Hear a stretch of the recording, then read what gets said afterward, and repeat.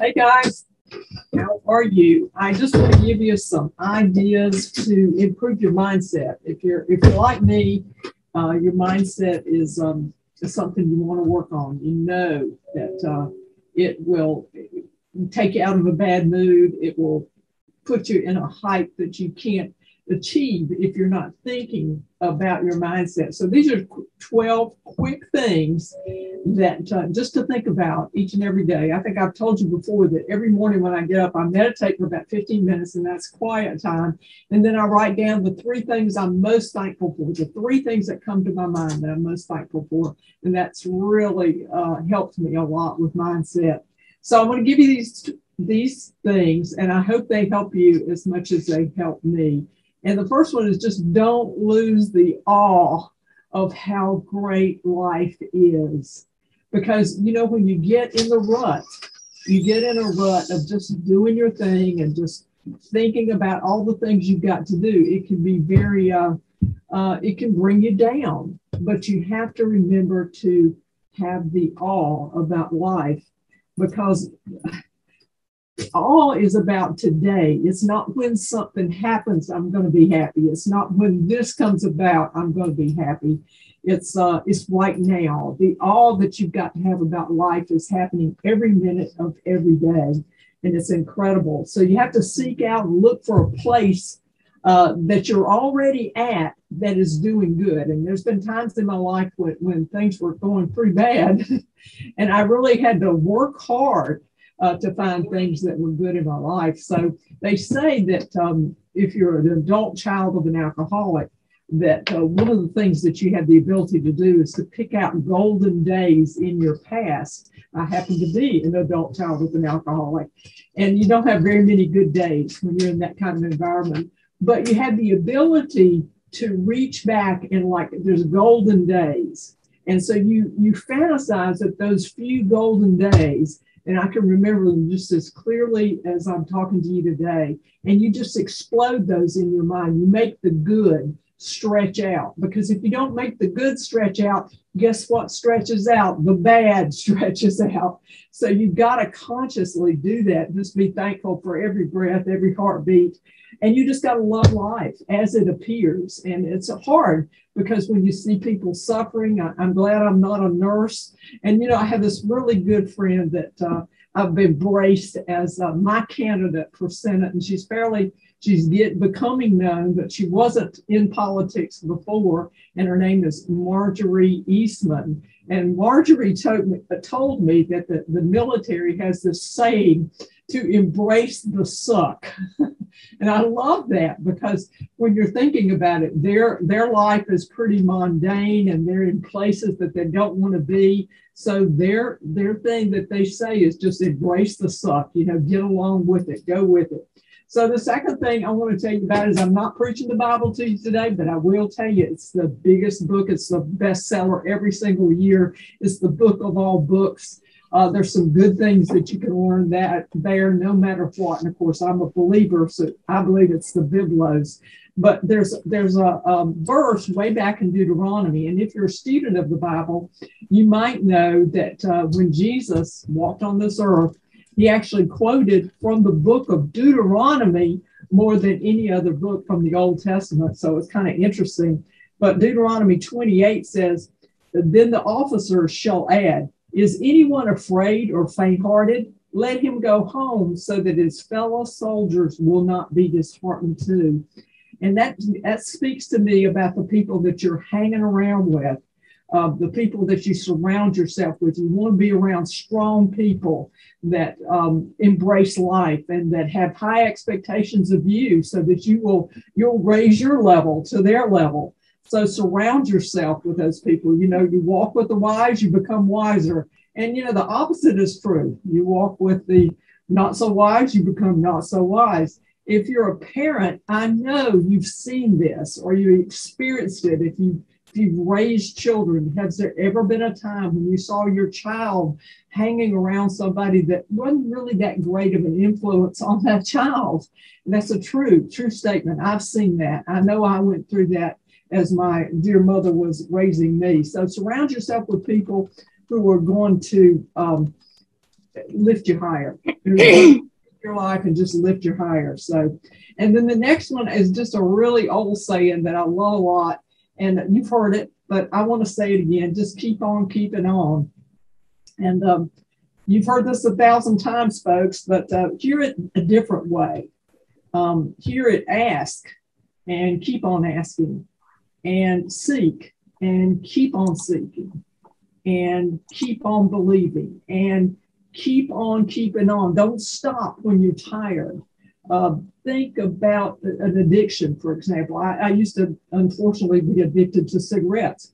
And I couldn't lay down those cigarettes. I was raised in the Piedmont section of North Carolina. And at that point in time, tobacco was king. It wasn't near thought about as terrible as it is now. Even if you smell like a cigarette right now, they will ostracize you. But at my time when I was a kid, and even really before I was a teenager, I was smoking cigarettes because we were working in tobacco. So I want to tell you that breaking that addiction when I was in my 20s had a lot to do with prayer. And it was an answer to prayer for me. And I kept on asking, and I wanted to do that so badly because I was raising 3 children. I certainly didn't want them to smoke. So when you have something that's not going your way as quickly as you want it to go your way, it's amazing how fast we can get discouraged. And so ask and keep on asking, keep on believing, keep on praying and moving towards it. Because there's times in our life when we feel like we're doing the right things, but we're just not making any progress. We all feel that way sometimes. But nothing except the will that says to them, keep on. That's out of the great poem I love a lot. It's called If by Rudyard Kipling. You should look it up.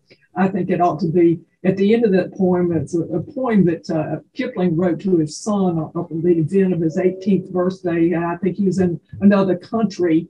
And it says this long thing. It said, if you can do all this, then you'll be a man, my son. I think it ought to be, if you do all this, then you can be a real estate agent, my son. So be faithful in the routine of doing what's right. Because it doesn't matter how slowly you go as long as you don't stop. There's been some days when I just felt like I felt like I was barely putting one foot in front of the other. But that's what you got to do. You got to put one foot in front of the other. And so the next thing I would tell you is the measure. This is really by a quote by Albert Einstein. If you can get this one thing, it can really change your life. And this quote was, the measure of intelligence is the ability to change. The measure of intelligence is the ability to change. You know, so many people know things that they don't do. And you and I probably know things that we don't do. So never miss those good old days, folks. Old is always, when you're thinking about your age, old is always 15 years older than you are. And it's always what's ahead that's more important. There's another mountain to climb. There's another dream to follow. So it doesn't matter what you know, really. It matters what you do with what you know. And so that's a really, really important, it's interesting because I know the statistic, there's not a lack of resources in our lives. There's a lack of will and willpower to do that. Did you know that there's 5 times as much money spent on the lottery as there is on books? Now, give that to the state, because a long time ago we didn't have those signs that said you'll get $1 zillion if you come by and pick out this little card here. And doesn't that attract us all? We see that on the highway, and it attracts us to what's easy and what could fall our way. But the measure of intelligence is the ability to change. Albert Einstein said that, and it's a pretty smart statement, because you know what to do. You really know in your heart of hearts what to do. The next point to think about when you're trying to make more of your life, or when you're trying to change it a little bit, is the truth is that what we focus on is our choice, and those choices will determine what happens. And sometimes those around us, to us and those around us, the truth is what we focus on. We actually design our life by our thoughts. As a man thinketh, so is he. So we have to control what we think. And it's very, very hard because you can choose to believe. You can choose it, and you have the power over your mind. It's not the outside events that happen. You have to realize this and find strength in it. I may have shared with you before that this year I had some crushing things happen to me, and it was to do with personal relationships, and it had to do with business. And it was really a tough year in some very personal ways. And so I got into the habit of meditating because I just needed some serenity in the middle of all what seemed like just chaos. So I hope you will at least think about that, because it's not what happens around us that disturbs our peace of mind. It's how we receive it. So the next thing I would say is the best way to predict your future is to create it. And good old Abe Lincoln said that. I love Abe Lincoln because he said something else I really, really like. This was, I'm going to tell you something about Abe Lincoln. It was after the Civil War, and he was surrounded by some people. This is before he got shot, of course. And so somebody was just ragging on the Southern people, and they were just, he had said something nice about the Southern people and the people that they fought against in the Civil War. And this woman just reamed him out, said, how could you possibly say that about these people? And of course, she was putting it all on just a whole section of people. And he listened to Mr. Termite and Pest Control, Amanda. Huh? Can you hear me? Somebody's saying something. Well, anyway, I'll go on. So anyway, this woman was saying something. How could you, Mr. Lincoln, say that about these people after what they've done? He said, madam, isn't the best way to gain against your enemy? I knew I would get messed up with this. Isn't the best way to defeat your enemy is to make him your friend? And I love that. Isn't the best way to defeat your enemy to make him your friend? And Lincoln had that frame of mind. And that, ladies and gentlemen, is what was the cohesive power that kept the United States of America free and strong through his leadership. So I love that. You got to push yourself. If you want to create your future, you got to push yourself, because nobody else out there is going to push you except you. It's just not going to work. So remember, it's going to be difficult some days, but difficult doesn't make it impossible, because people, if you look around, there's some people that have come a long way from very humble beginnings. So you didn't come this far only to stop now. You came this far to have another mountain to climb. So words mean nothing without action. That's really something you have to create. So the next thing I wanted to say is just to be humble. I think about this, and be hungry, and always be the hardest working person in the room. Because you just can't go wrong as an entrepreneur, as a business professional, if you just have a humble, hungry to learn attitude. This is so important, because you never get too old for another goal or another dream. And if you want the rainbow, sometimes you got to put up with the rain that goes with it. So you never get to those really great days until you go through some of those days that are not so great. So the next point that I would say, going quickly, is just believe that you can do it, and you're halfway there. Believing in yourself, believing that you can attain what you want to attain. So you're halfway there. One of our presidents said that, Theodore Roosevelt. So miracles start to happen when you give as much energy to your dreams as you do to your fears. And really, if you think about your life, it's full of fear, it's full of dreams. Which one is taking more space in your head? Which one is taking more space in your mind? So there's always going to be somebody out there that doesn't see your worth. There always will be. There's never a day. Don't let that person be you. You've got to see your worth. You've got to believe that you can do it. So we don't take action because we believe, folks. We believe because we take action. There's a state, is it Illinois? I don't know. I'll see it when I believe it state. I think there's something out there. There's some state that has that motto. I don't want to live in that state. I don't want to live in that state because I don't want to just believe what I see. I want to believe that there's always a better day, that there's always something else that can be given. There's always something else that I can give to those around me, to my family, to my friends, to my profession. So I'm not going to live in whatever state that is. So the next one I would say is people come and people go in your life, but the person in the mirror will be there forever. So be good to yourself. It is so hard to be good to me sometimes. Is it hard for you to be good to you? I find it hard sometimes. And I don't know what that comes to, but you got to take time to refresh mentally and spiritually. Your attitude has got to refresh. It's got to bubble up every day into joy. Because living is wonderful. It's wonderful. And we're blessed with every day. So realize you deserve good. You're already good enough. You know, so many people go through life thinking, well, I'm just not good enough to get that. And I really, I'm okay where I am.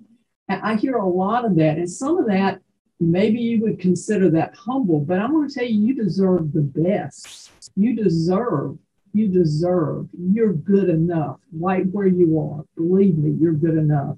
So don't bring the negative. And one of the things that I learned about meditation is that we carry around the negative from years gone past. It's all in our DNA. We carry it around not only what happened yesterday, but last week, last month, last year, and maybe 20 years ago.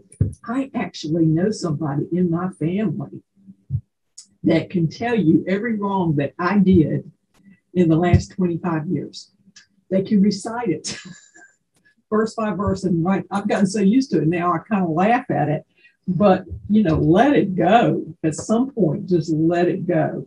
So the next thing I would say is I think this is number 10, is that luck is really quite predictable. If you want more luck in life, you got to take more chances. You got to try more things. You got to be more active, and you got to show up more often. You got to be in it. You got to be in this wonderful thing called life. You've got to experience different things. You've got to expose yourself to things that you feel uncomfortable doing, because life is about not about luck, but it's about getting out there and mixing it up. Steve Jobs, which all of us know, he said the people who are crazy enough to think they can change the world are the ones that always really do change the world. And, it's everybody wants to be an entrepreneur. Everybody wants to be a top real estate team leader, but nobody wants to take the risk that it takes sometimes to attain what I just finished the book, Shoe Dog by Phil Knight. And it was an incredible story of Nike and what all he went through to do that company. I highly recommend it, by the way. But it's amazing because it's playing small doesn't help anybody, and it certainly doesn't help you. So play big, go big or go home, what they say.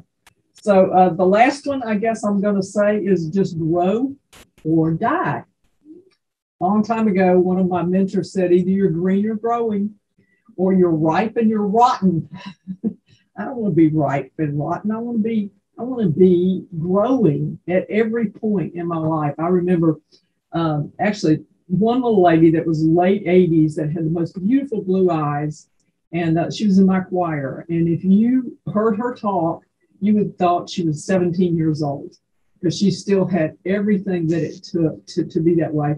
And actually, I've heard a lot of people talk about Mother Teresa like that. She had in her eyes such a gift of life. So growing is, if you're not willing to learn, nobody can help you. But if you are willing to learn, nobody can stop you.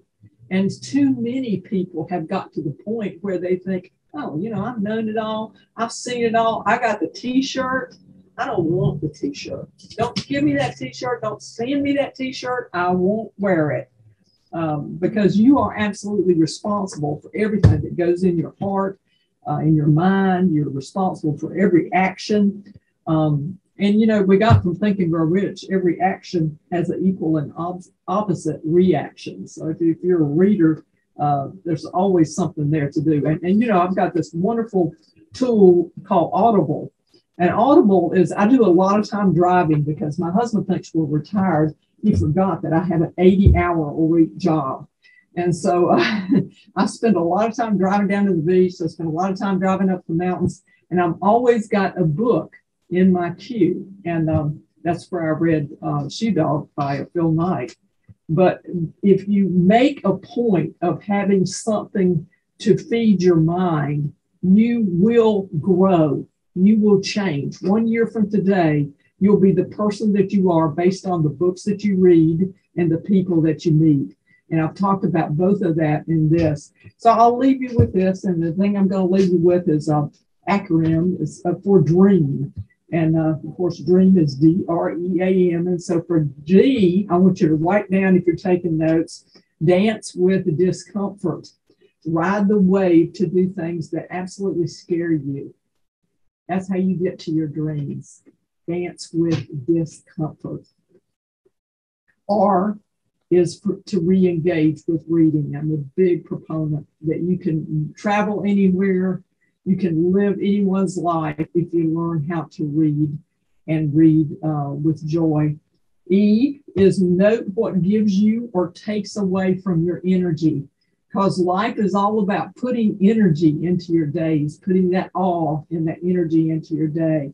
And A stands for your advisors. You know, great book, Think and Grow Rich, said to have a mastery, you know, to have a council of people around you. So A stands for advisors. Gather a smart, savvy board to be your personal advisors. Maybe it's a group of 3. Maybe it's a group of more than that. But these are people that you call when you've got decisions to make, when you're trying to find a way to go forward. And the last thing is M, master your mornings. And I've talked about this before, but fill your own tank before you try to go out and fill the world tank. So master your mornings and get your head right before you step into the game. And I promise you that will help you get the most out of your life, out of your family, and out of your career. As always, if I can help you in any way about real estate or non-real estate activities, I'd love to talk to you. I'd love to help in any way. Thank you for joining me today. I'm glad you're here. Bye-bye.